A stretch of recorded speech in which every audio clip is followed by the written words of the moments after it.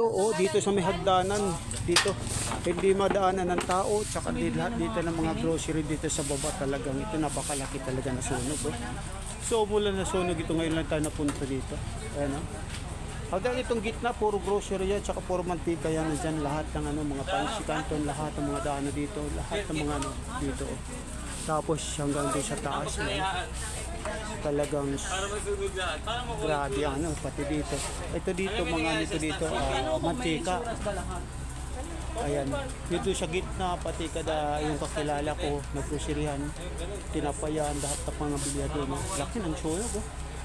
Talagang mahaba pang proseso ito bago makabalik sila. So mga sangkay, dito tayo ngayon sa supermarket. Dito siya may nasunugan. Maraming salamat po. Sana huwag natin kalimutan na matulungan natin sila para makabalik sila sa kanilang mga pisto.